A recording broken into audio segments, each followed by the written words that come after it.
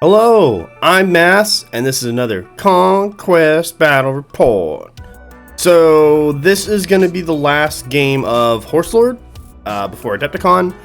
I'm going to take some photos, talk to people, record all my games, you know, how I record them by taking photos. Of all my Adepticon games, record those, publish those, and that will probably be the end of Horse Lord and even 100k for quite a while. So, some people know who follow me on the Discord that I recently picked up a Dweghome lot.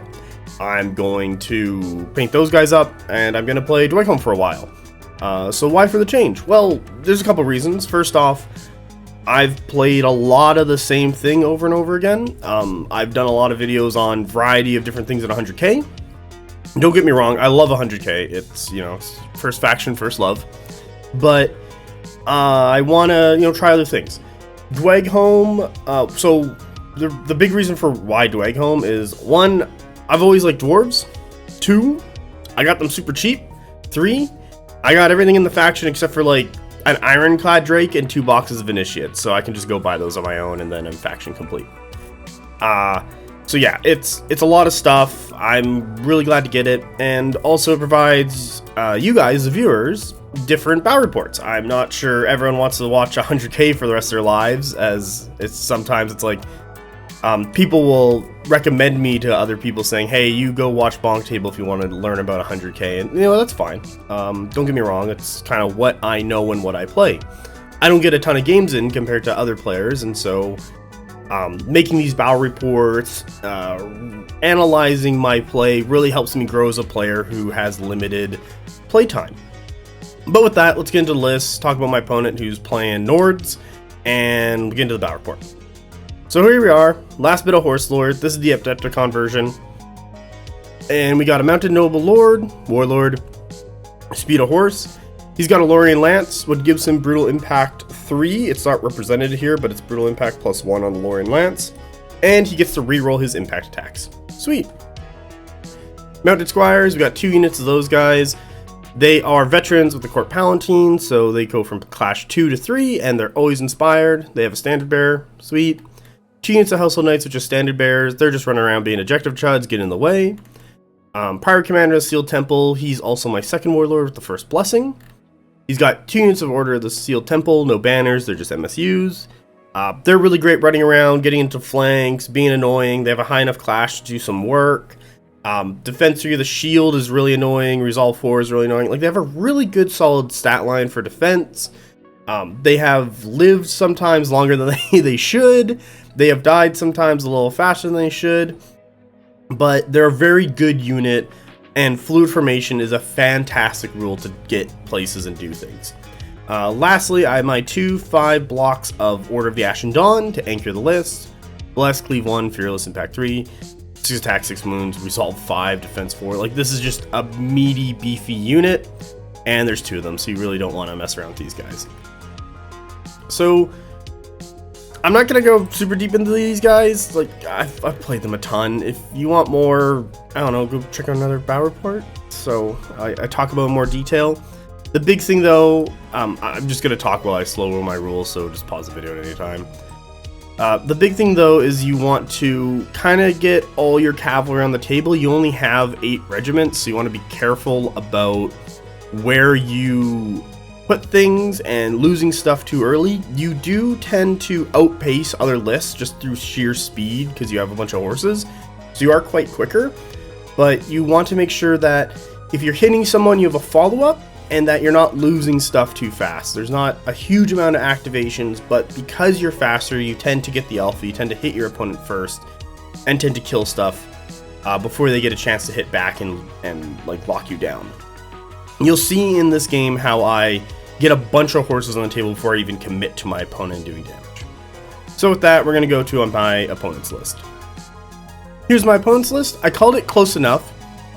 I played Cassandra, my lovely co-host, the day this game was recorded. And she didn't give me a list, and so I built it off memory.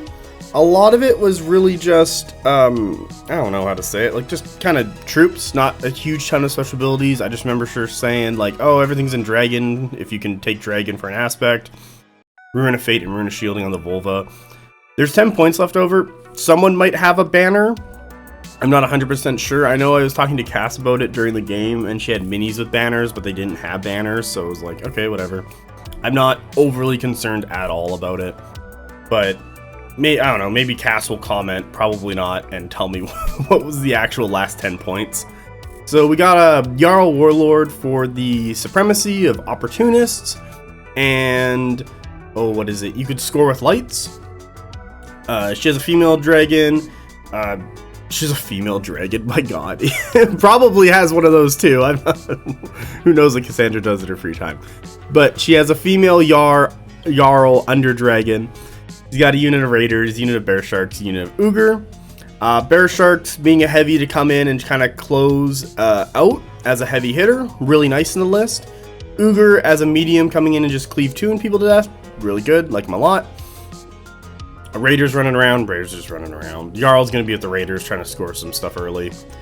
We got a Volva who's with a unit of Velks.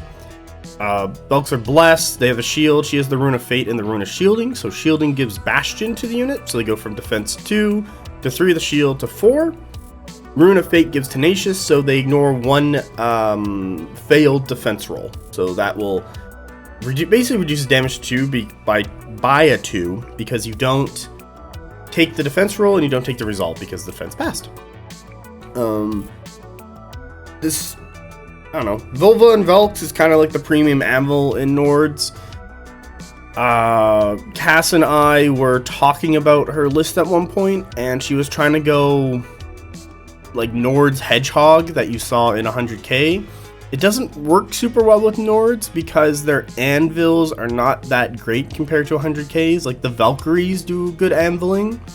The Trolls in a big block don't do that well. And Huskarls in a big block don't tend to do that well. So it's a little tougher. We got another unit of Raiders. Then we get into the Blooded's Warband. He's with Dragon. We got 5 stands of Trolls, what the Blood will be sitting in. The reason why a big Troll block doesn't seem to do well is that they don't have the support.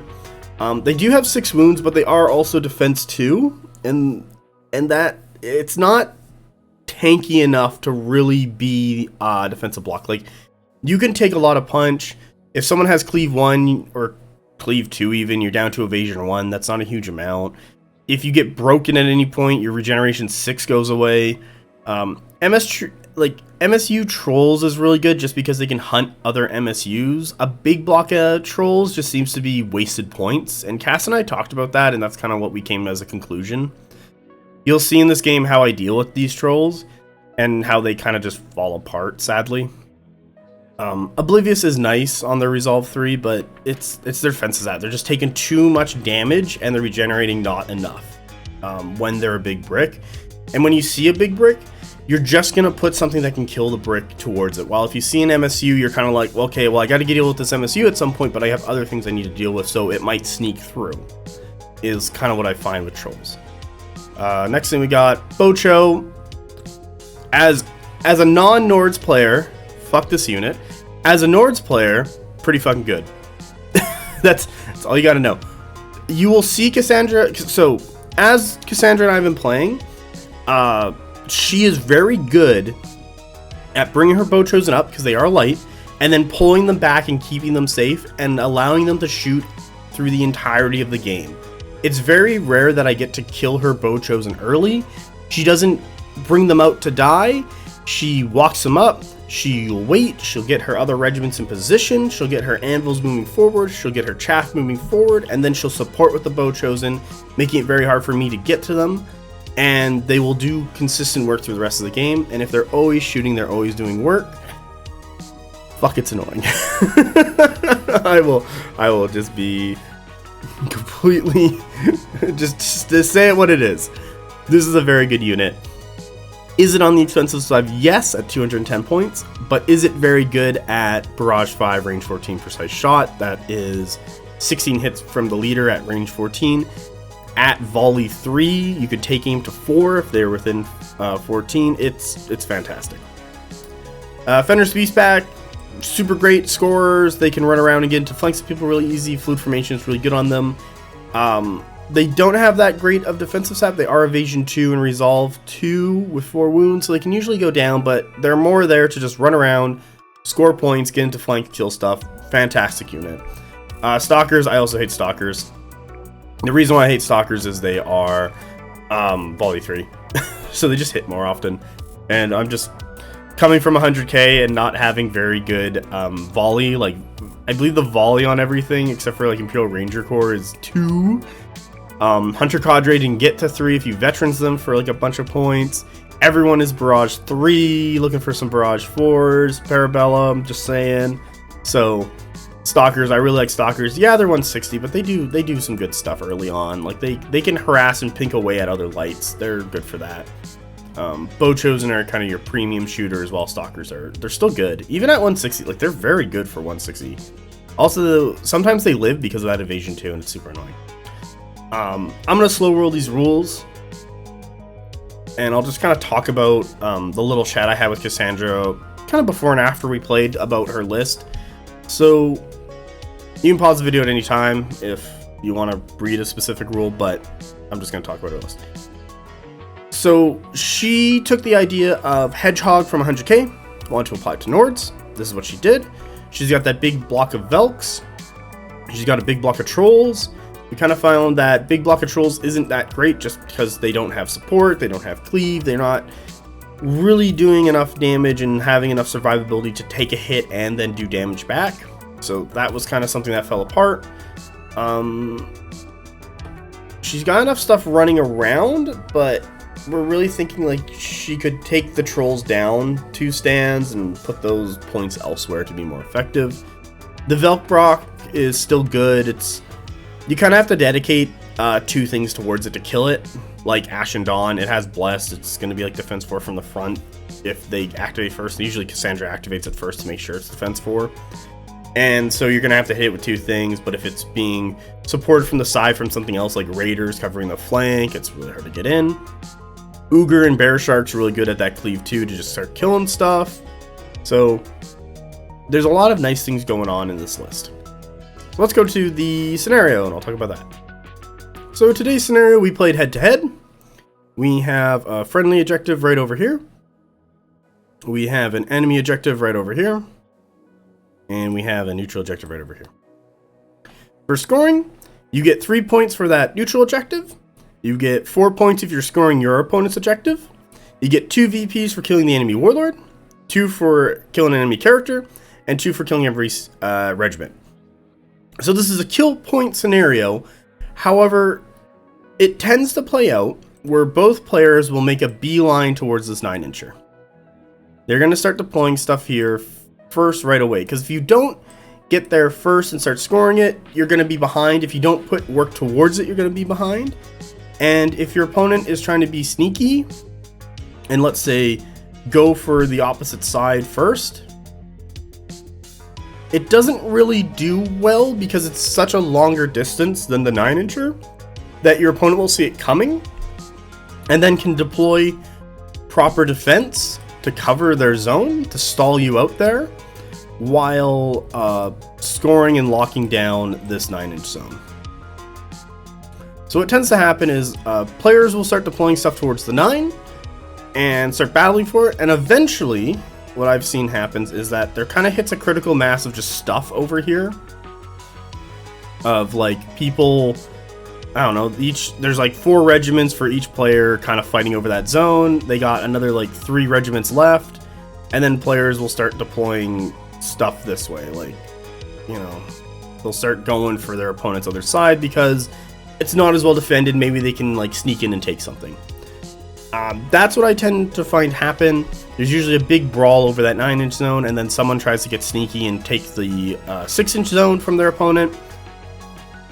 If you lose that 6-inch zone fight, you're kind of not in a great spot if that brawl is going on, because getting those 4 points a turn will really catch you up.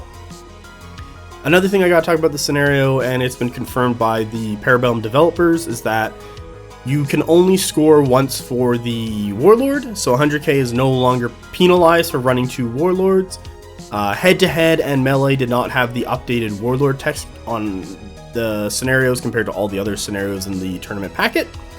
So I just want to let people know that's how that's played in the development. If you want to see that ruling, a BonkTable in the Discord has a developer errata channel where anyone can post any emails, Leandros or Reese, you know, saying clarifying rules, any of that stuff in there, so you can just go through it and look what's been updated.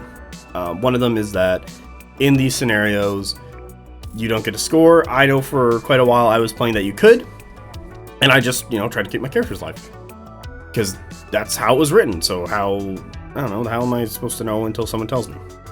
And so he finally said something, and we're good. Let's go to the table.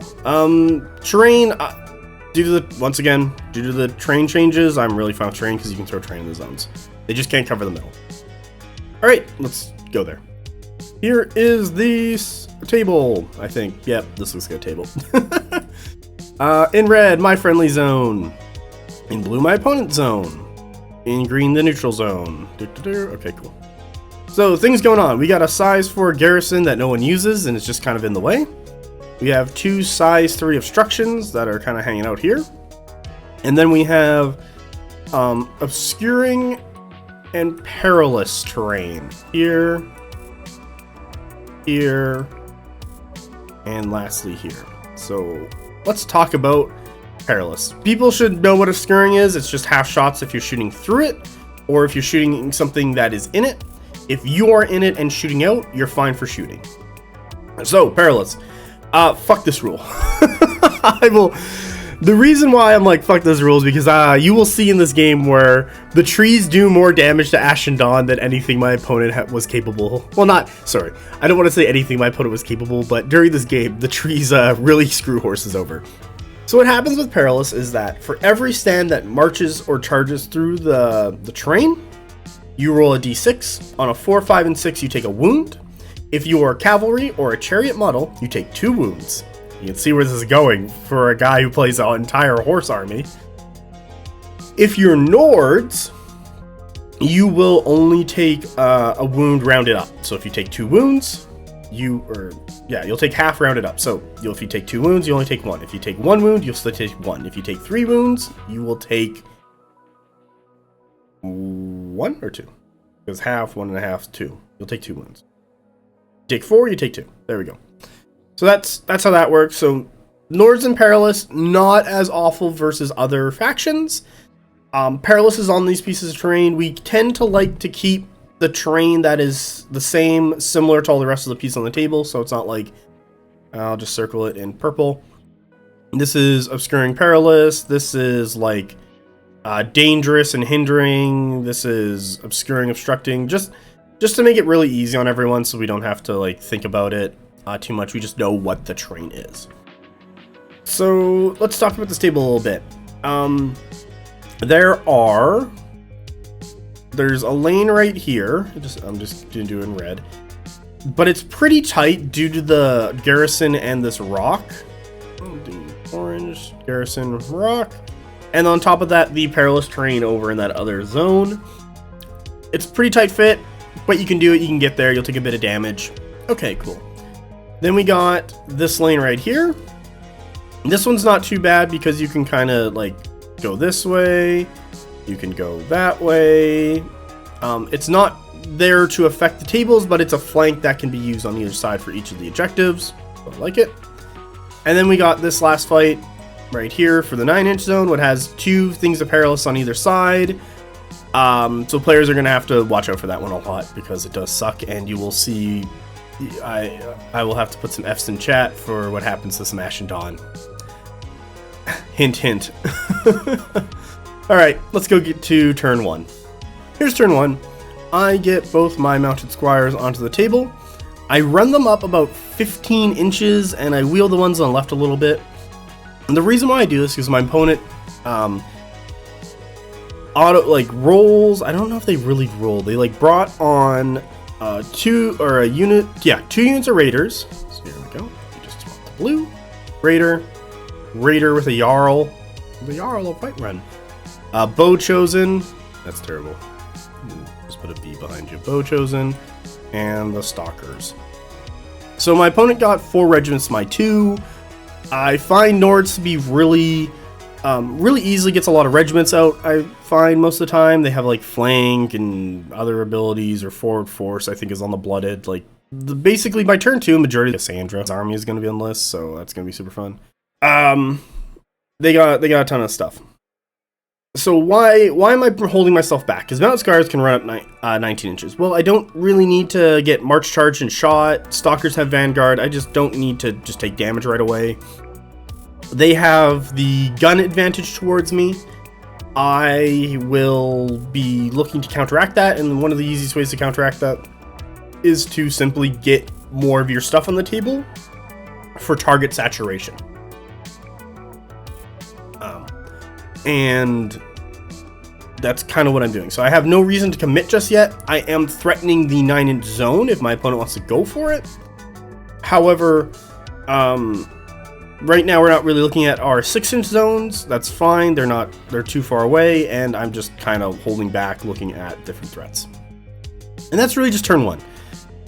Not a ton, but already you can kind of see where we're coming from. Let's go to turn 2. Here's turn 2.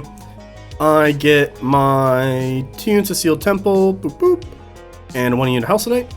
My opponent gets everything except for the Bear Sharks. So we got Blooded and Trolls, Fenris Beast Pack, Ogre, Velks, like just everything. I'm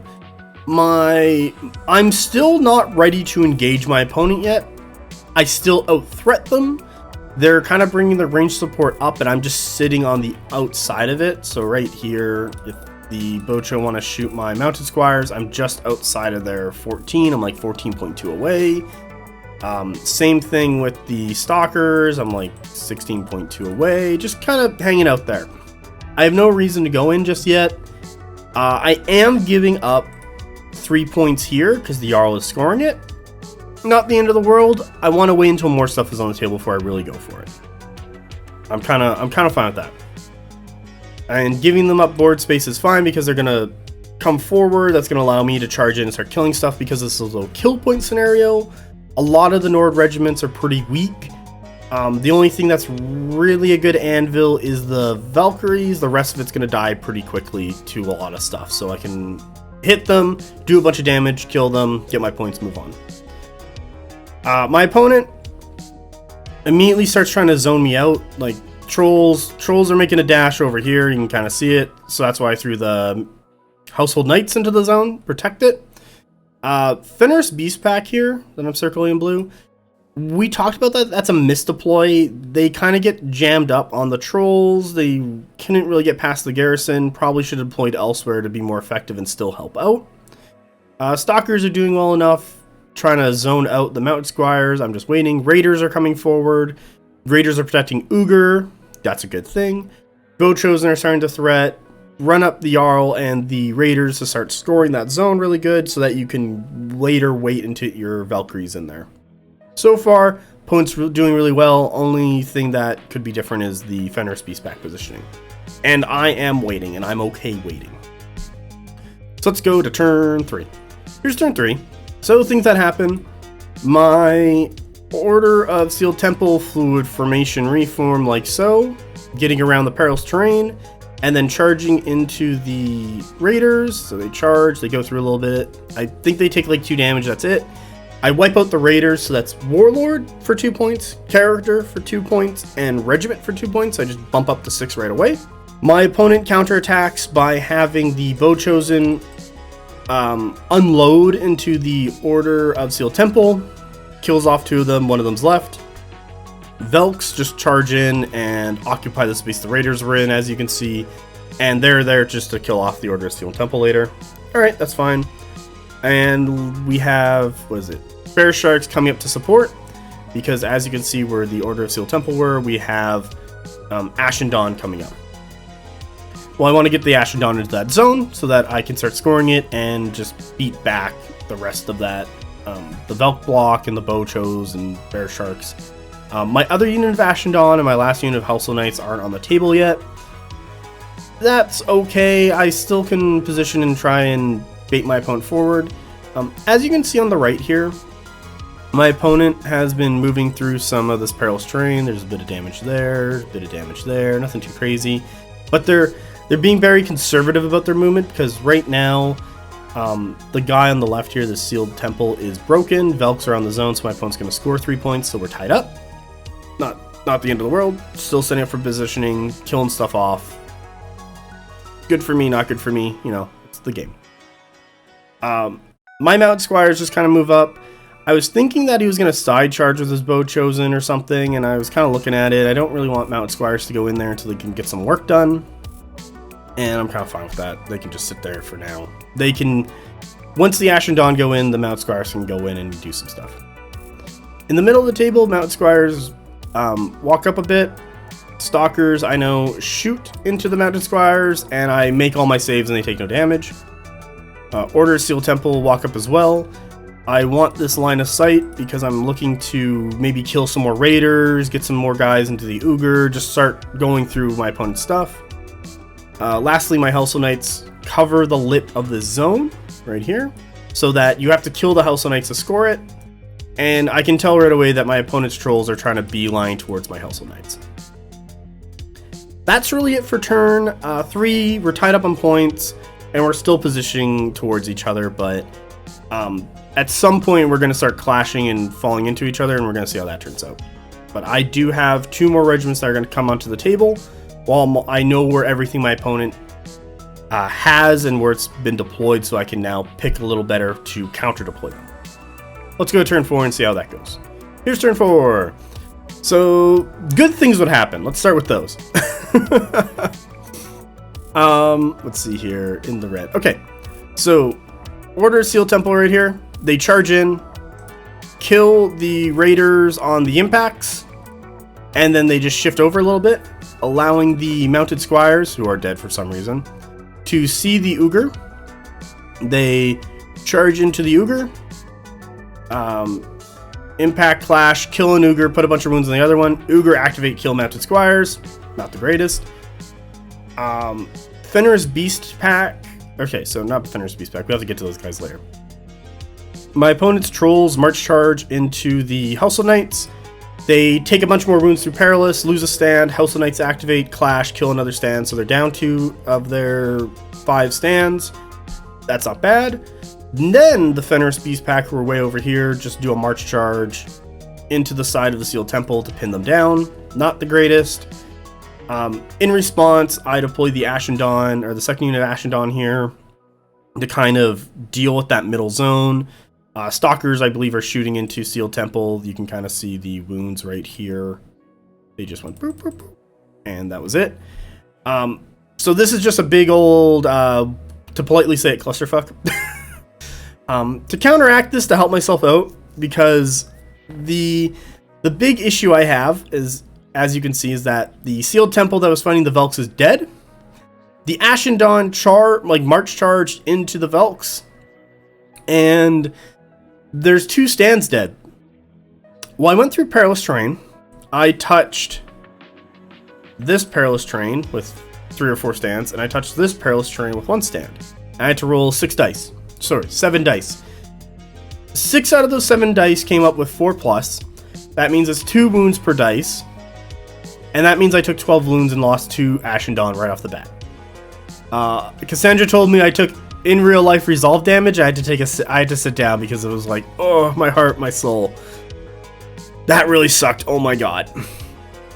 So Ashen Dawn not doing so well. Was hoping that there'd be 5 there. Now there's 3 there. The only good thing going for me at this is that I chose the 2 Ashen Dawn on this side, so that my opponent has to march charge their Bear Sharks to get to me, if they want to get to me, because if they try and charge from that angle, they will hit the Velks and be a fail charge. Bow chosen, shoot Mounted Squires, kills 2 of them, last Mounted Squire, and I'm like, that's really great. So now I'm in a really bad spot on the left side, kind of thinking, how can I recover this? Well, I deploy the Mounted Noble Lord and the Hellsoul Knights on the right here, and I line it up so that I can just charge into the side and do a bunch of damage in these trolls. Kill them, then have the Hellsoul Knights that are on the objective push forward into the back of the Fenrir's Beast Pack, kill them, Sealed Temple might just end up being dead. We'll find out. They have 3 regiments on them. I don't expect them to live, but I do have Ashen Dawn follow-up, so I can wipe out that entire right side with Ashen Dawn.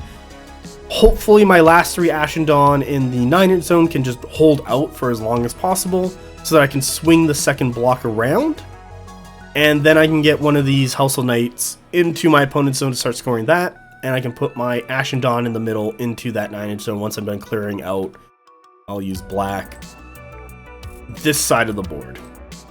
What is something I'm capable to do if things... I don't know if they really need to super go my way. I just need to like line it up and hopefully get it and not either be, you know, kind of maybe outthink my opponent a little bit on card activation and stuff like that.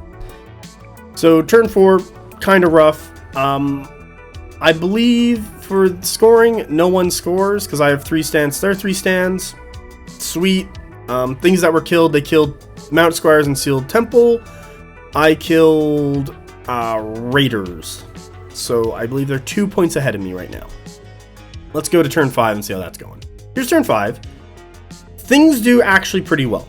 So first step, my opponent won the roll off. Ogre go in and kill Order of Sealed Temple. I believe they had either the Ogre went in or the Fenris Beast Pack went in. I forget which one exactly because I declared this as my supremacy for Blessed. And or maybe I did it last turn. Totally forget. But anyway, Ogre go in, kill Order of Sealed Temple. Prior commander fights back, kills an Ogre and breaks them, and they're low on wounds. So 1 Ogre stand left. Okay, that's pretty good. Then my House of Knights go. They side charge into the troll block, wipe out the troll block. I had to move around the Noble Lord because he has to sit beside the leader, and he wasn't, so that's why he's over there now. And I kill the troll block, giving me 2 points. My opponent scored 6 for that. I score 4 for that. Cool. This frees up the House of Knight Regiment right here. That is not where they were. They were closer up here because I was over the lip. So they does that. I charge into the flank of the Fenris Beast Pack, do a bunch of impact damage, clash, kill off the Fenris Beast Pack. Sweet. Ashen Dawn just run up here. They're there to basically start figuring out, am I going to A, swing right and kill Ogre, kill Stalkers? That secures the rest of that side. Or am I B, going to swing left to get into these Velks and try and finish that off? My Mounted Squire, I use the all-purpose horse tool, and I'm literally just side running away. I'm not going to give my opponent that's 2 points. Nope, not dealing with it. For this battle with my Ashen Dawn and the Valkyries, my opponent, I believe, attacked me with the Velks. I blessed it off. Bear Sharks, we discussed, could not get in unless they march charge to get around the corner, because if they did a straight charge, they would hit. So my opponent march charges, gets around, lines up with the Ashen Dawn. Ashen Dawn clap back, killing off a stand. So not the super greatest for them. Bow Chosen shooting into Ashen Dawn. I go from 3 down to 2. Okay, they're holding. Keep it up, guys. We need to hold on a little longer, clean up a couple things, get onto the zone, win out the game. That's the plan. So we have a game plan. Nords are dying quick. We can do this. So that's really it there. My opponent does score this zone for another 3 points. I'm not exactly sure what the score is, but I believe next turn we're going to get pretty close to tying it up. Let's go look at that. Here's turn 6. All right. There we go. Cool. The Ashen Dawn that are dead activate. Stab Bear Sharks, putting down to 1 stand. My opponent's Valkyrie stab into Ashen Dawn. Bless it off. My opponent's Bear Shark stab into Ashen Dawn. I just take the damage, but still roll well. My opponent's Bow Chosen shoot Ashen Dawn, finally killing them all and scoring the zone. But they have 1 stand of Bear Sharks left. They got their Bow Chosen and they got their Velks all over there. Myself, on the other hand, I decide that Ashen Dawn are going to go kill Ogre, get rid of them, score those points. I decide that House of Knights will charge in and kill Stalkers, get rid of them, score those points. Next turn, I can easily side shuffle the House of Knights into the zone, scoring 4 points. And I'm putting the Ashen Dawn between my opponent's army and the rest of my House of Knights. These Hustle Knights basically just reform and start running this way to support. And lastly, my Mounted Squire is still shuffling away because I don't want to give up those 2 points. Overall, doing really well. I believe at this point, my opponent's at 19 points and I'm at 18. My opponent really needs that Velk Anvil to protect the rest of her stuff. I can basically take over the zone and score 4 points there, 3 points, and just kind of run away and try and pull them out over the next couple turns. So I'm going to go to turn 7, and I'll explain kind of where I talk to my opponent about that, where we kind of map it out and realize that I'm going to win unless they do something super drastic. Here's turn 7. My opponent wins the roll-off, reforms the Velks this way, so they're getting front charged by Ashen Dawn if they go for it. At this point, I look at it and I explain to my opponent that these Hustle Knights can get on the zone and score it. And I ask them, what are you at? They're like 19. I look at my score, I'm at 18. And I go, I'm just going to outscore you by 1 point for the remainder of the game. And then I'm just going to run all my stuff away. That means you have to try and catch up with me. What's fine. The only thing they have to score is Bear Sharks and Velks. But they can do that, and I'll just set up a trap over on my end of the table if the Valkyries want to come over. They don't have really anything fast enough that can try and get through things. It's kind of not looking good. And this is where we just call the game. Is it like a climactic ending? No. Was it a good game? Yes, it was actually. Did we agree not to play it the next, 4 turns because of it? Yeah, because it's just kind of like my opponent would have to just do a bunch of Hail Mary march charges into me and see if they could get to me. Like, them moving that and then me going all right, I'm good, is kind of puts them back a lot. Like, they could have reformed and then marched towards me to try and get some work out. What's okay, now I'm gonna fight you. My 5 Ashen Dawn are not going to be going into the woods to lose 2 of them to poor dice rolls. Ends up better for me. I can start swinging around other horses and doing other work and trying picking off Bear Sharks for another 2 points. Start trying to get some Hustle Knights into the zone or around, do some more stuff. So let's go to the score and then I'll talk about the game. Here's the score. Opponent has 19. I have 18 and it is turn 7. So once again, if I kept going, I would have got, 22, 26, 30, 34 to my opponent's 22, 25, 28, 31. So yeah, but if we just kept the way we're going, so I would have won at that point. Overall, really good game. Cassandra played very well. The only real big mistake is Fenris Beast Pack positioning right off the bat from deployment. I don't know if running through Perilous Terrain was a big mistake of mine and losing 2 Ashen Dawn. It really hurt, but sometimes you just kind of have to go for it and get work done. And Ashen Dawn, even with 3 stands left, still did their job and held out against Bear Sharks, Valkyries, Bow Chosen, enough so that I could clear out the rest of it and swing back around to go deal with the rest of my opponent's army. Was there a way for my opponent to win? Yeah, I do believe so. Do I think it was going to be really hard? Also, yes, because I was now in a more advantageous position than my opponent, and I did not need to play their game anymore. My Cassandra scoring really early on, putting that pressure on me really early, was very good of her.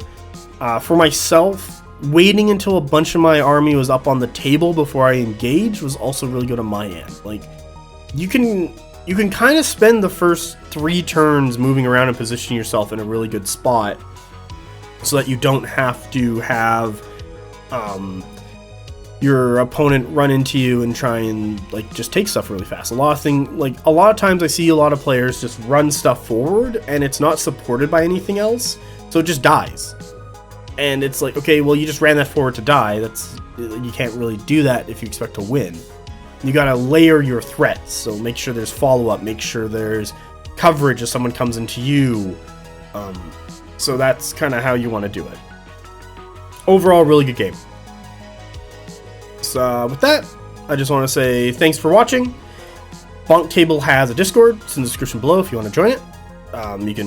We have a BonkTable content discussion channel where people, you know, talk about the content.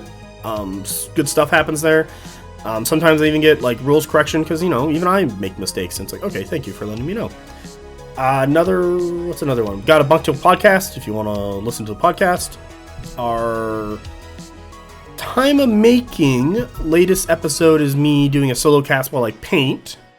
And I just talk about the things I like about Conquest. The next episode coming out would probably be about Sorcerer Kings. And then probably another solo cast. What else does BonkTable have? Cassandra has not an Instagram, a Twitter or X or whatever it is. Has a Twitter if you want to follow Cassandra around. There's that. Yeah. So I hope everyone has a great day. Bye.